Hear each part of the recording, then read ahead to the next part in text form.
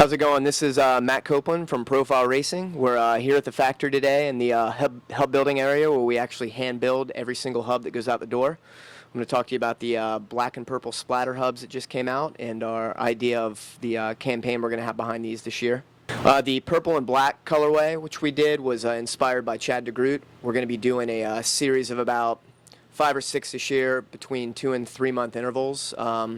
It's the first of the year. We've got something that works with Jared Eberwine for, say, about 2 months down the road, so keep an eye out.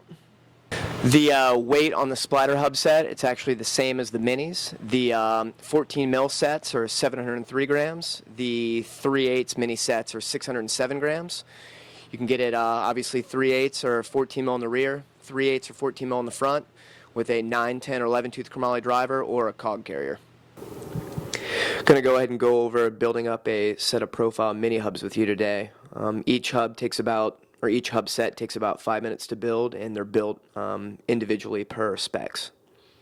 We're going to go ahead and start with the rear mini hub first. You want to go ahead and press the non-drive side bearing in, flip the hub over, put the hub on the bearing press, drop the axle in.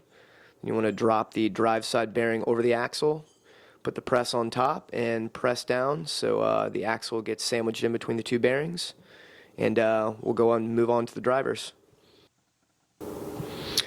With the driver, it's a little bit more technical because you have a lot of small parts in there, but you want to go ahead and grab the driver. You put the O-ring on first, then you flip the driver onto the press. You want to press in the inner drive side bearings on first. Flip the driver over, drop in the driver ring, or driver spacer, and then you want to go ahead and press in the outside 2 bearings. So there's 4 bearings total that you're pressing in. Take the bearing out of the press and then grab 4 springs and 4 paws, and it gets a little technical here with getting them into the right spaces to kind of jam them in there, and spring in first and then you put the paw in after, and do that 4 times and you're good to go.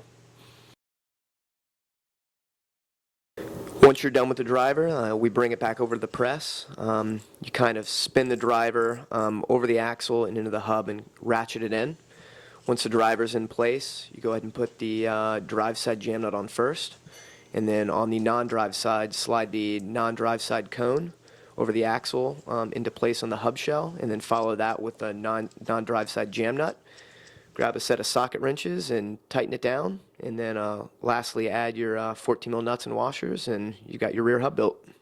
With finishing up the front hub, considering there's minimal parts on this, once the axle's pressed in, sandwiched in between the 2 hub bearings, you just grab your cones, slide those on the axle, and finish that up with a set of volcano washers and 3/8 bolts. Tighten those down with 2 Allen wrenches, and you're good to go.